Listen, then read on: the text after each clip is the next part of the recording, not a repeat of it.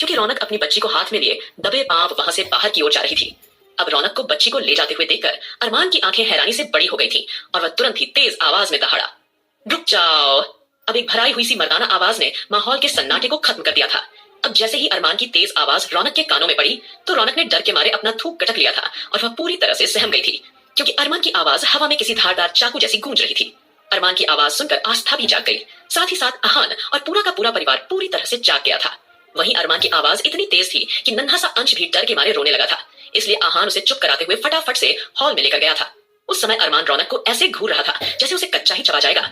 ठीक उसी समय आहान अंश को साथ में लेकर जैसे ही वहां आया तो उसने देखा कि रौनक बच्ची को साथ में लिए खड़ी है, जिससे वह पूरी तरह कंफ्यूज हो गया। तभी दादाजी घबराते हुए बोले, अरमान बेटा, तू इतनी रात में इतना तेज क्यों चिल्ला रहा है? क्या हुआ है? और ये रौनक, बिटिया को तो आराम करना चाहिए था, ये यहाँ इस वक्त क्या कर रही है? वहीं आस्था भी सवालिया नजरों से रौनक को टकटकी लगाए देख रही थी। रौनक की आंखों से लगातार झरझर आंसू बह रहे थे, लेकिन उसने अभी तक किसी से कुछ नहीं कहा था। वहीं आहान भी अब खुद को रोक नहीं पाया और तुरंत ही अंश को अपनी गोद में लिए रौनक के सामने आकर खड़ा हो गया और कंफ्यूज होते हुए पूछा, रौनक, तुम इतनी रात में यहाँ क्या कर रही हो? क्या हुआ है? ठीक उसी वक्त अरमान ने रौनक की ओर इशारा किया और हल्की नाराजगी से कहा, मैंने देखा कि ये लड़की प्रिंसेस को गोद में लेकर यहाँ से बाहर जा रही थी। ये कहते हुए अरमान की आवाज पूरी तरह से अंगारे बरसा रही थी। ऐसा लग रहा था जैसे उसकी मौजूदगी से ही हवा में किसी रहस्य की गूंज उठ गई हो। अरमान के मुंह से निकले उन शब्दों ने सभी को सदमे में डाल दिया था। वही आहान की हालत उस समय ऐसी थी जैसे कांटों तो खून नहीं निकले। रौनक के इस हरकत के कारण आहान के पूरे शरीर के रोंगटे खड़े हो गए थे। उसकी दोनों आंखें हैरानी से बुरी तरह से फैल गई थी। उसके चेहरे पर हैरानी ही हैरानी नजर आ रही थी। रौनक की आंखें भर आई पर उसने कुछ नहीं कहा, बस सिर झुका लिया। उसी वक्त राधिका, रश्मि, वंशिका और आस्था तुरंत आगे आए और रौनक को संभालने लगे। तभी रश्मि ने कुछ झिझकते हुए रौनक से पूछा, क्या बात है बेटा, तुम इतनी रात को कहां जा रही थी? क्या हो गया तुम्हें?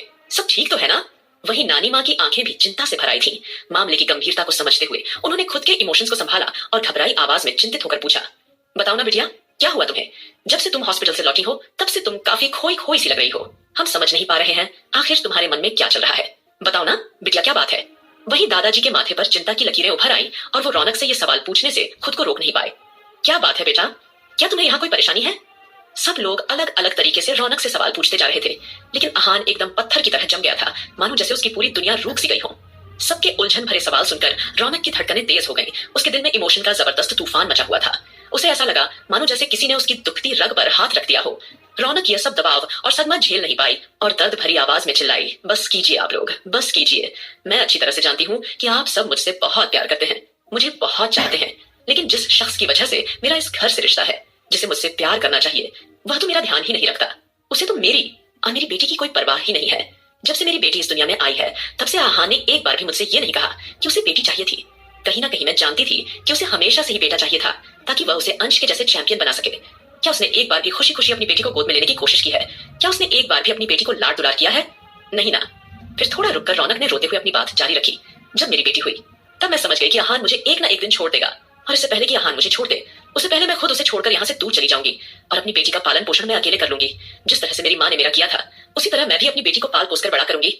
ये कहते हुए रौनक की आंसुओं से भरी लबालब आंखें सुर्ख लाल हो चुकी थीं, जिनमें गुस्से और नाराजगी के अलावा और कुछ दिखाई नहीं दे रहा था। रौनक किसी भी हालत में अपनी बेटी के साथ ये नाइंसाफी बर्दाश्त नहीं करने वाली थी। उसने रोते हुए आहान के प्रति अपने दिल की सारी भड़ास निकाल दी थी। रौनक के शब्द किसी धमाके की तरह थे, जिसे सुनकर आहान का दिल पसलियां तोड़कर बाहर आने को बेताब होने लगा था। सबके चेहरे हैरत में डूब गए थे। कोई कुछ बोलने की सिचुएशन में नहीं था। रौनक के इन शब्दों ने वहां के माहौल को और भी बिगाड़ कर रख दिया था। अरमान ज्यादा देर तक खड़ा नहीं रह पाया और वह सोफे पर बैठ गया। आस्था उसकी बगल में खड़ी हो गई। ध्रुव ने अंश को गोद में ले लिया था। आस्था ने आहान को देखते हुए पूछा, आहान भैया, ये रौनक क्या कह रही है? और वैसे भी पिछले कुछ दिनों से हमने भी ये नोटिस किया है कि आप कुछ बदले बदले से लग रहे हैं। जब से आपकी बेटी हुई है तब से आपने एक बार भी अपनी खुशी जाहिर नहीं की है। क्या वाकई आप सच में अपनी बेटी से नाखुश हैं? आखिर ये सब हो क्या रहा है? जवाब दीजिए भैया। इस पर सुमित और आकाश भी आगे आए और रूखेपन से आहान को फटकारने लगे। हाँ, हम भी कुछ दिनों से तेरा अजीब सा बर्ताव देख रहे हैं। आखिर तेरे दिमाग में चल क्या रहा है? हाँ, आहान का दिमाग उस समय जैसे चलना बंद हो गया था। उसके दिमाग में इस समय एक ही चीज चल रही थी, डर, डर और सिर्फ डर। उसकी नजरें सिर्फ रौनक और अपनी नवजात बेटी पर ही टिकी हुई थी। मगर आहान का चुप रहना ध्रुव के मूड को और खराब कर गया और ये बात अब ध्रुव को गुस्सा दिला गई और उसने अंश को अपनी गोद में से सीधे आकाश की गोद में थमा दिया था और अपनी नजरें आहान की ओर घुमाई। उसने अपने दोनों हाथों का इस्तेमाल करते हुए आहान के कंधों को झकझोर दिया और गुस्से से भरकर बोला, आहान, मुझे सच में तुझसे यह उम्मीद नहीं थी। आखिरकार तुझे हो क्या गया है? हाँ बोल, जवाब दे मुझे। तू ऐसा कैसे कर सकता है? तू इतना गिर गया है कि तुझे अपनी बेटी के जन्म को लेकर कोई खुश नहीं है? हाँ, क्या तुझे हम लोगों की खुशी दिखाई नहीं देती? वही अहान का ध्यान पूरी तरह से रौनक पर ही था। बाकी बातों पर उसका कोई ध्यान ही नहीं था, क्योंकि उसका मन कहीं और भटक रहा था। लेकिन धूम्र की आवाज ने अचानक से उसका ध्यान अपनी ओर खींच लिया था। धूम्र के कठोर शब्द सुनकर अहान का चेहरा गुस्से से लाल हो गया। तभी उसे ऐसा लगा जैसे कि उसने अपना आपा खो दिया हो, और अगले ही पल एक करारे थप्पड़ ने धूम्र को दिन में तारे दिखा दिए थे। और आहान की नजरें अनजाने में तीखी हो गई और वह जवाब में चिल्लाया, जस्ट शट अप, वह मेरी बेटी है। आहान गुनगुन सिंघानिया नाम है उसका। सभी लोग जो आहान पर अब तक सवालों की बौछार कर रहे थे, अगले ही पल धूम्र को देखकर थोड़ी देर के लिए सन्न रह गए। सभी की आंखें सदमे से चौड़ी हो गईं। सभी के चेहरे पर ऐसे एक्सप्रेशन थे जैसे कुछ समझ नहीं पा रहे। यहाँ हुआ तो हुआ क्या? वही आहान की आखिरी लाइन सुनते ही ध्रुव के होठों पर एक मुस्कान थिरक उठी थी।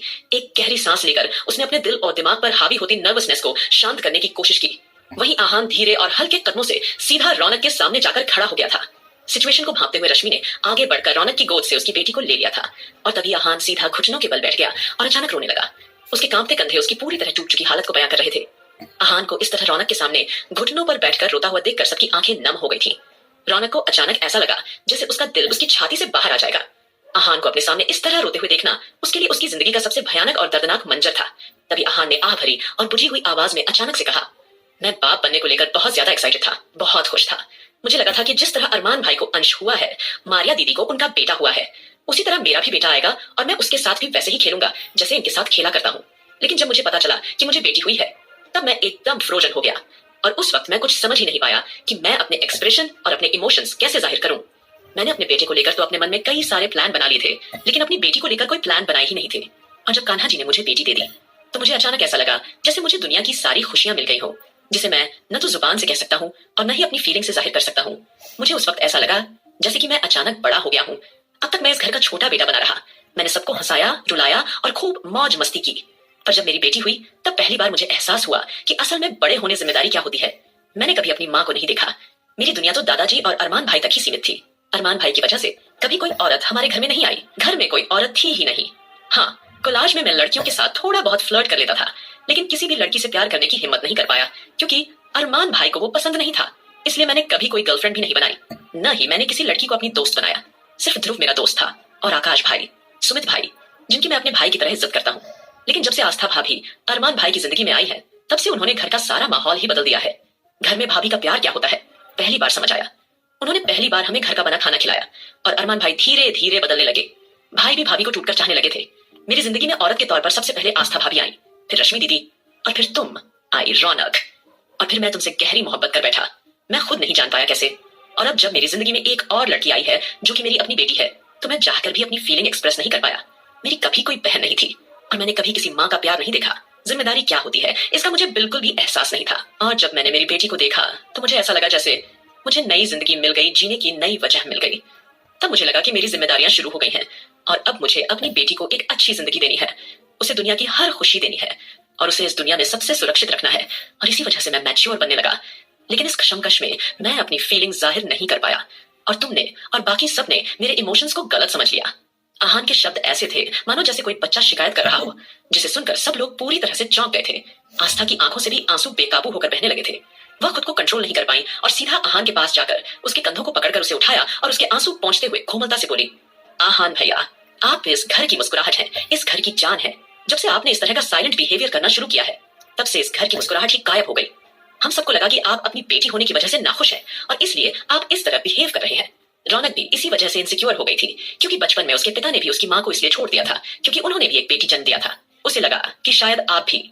इससे पहले आस्था अपने शब्दों को पूरा कर पाती, उससे पहले आहान आस्था के गले से लग गया और एकदम से बोला, भाभी, मुझे लगा था कि मैं रौनक से ज्यादा इस दुनिया में किसी भी लड़की को प्यार नहीं करूंगा, लेकिन जब से मैंने मेरी बेटी को देखा है, तब से मुझे लगा मेरी सांसें रौनक में नहीं बल्कि मेरी बेटी में बसती हैं।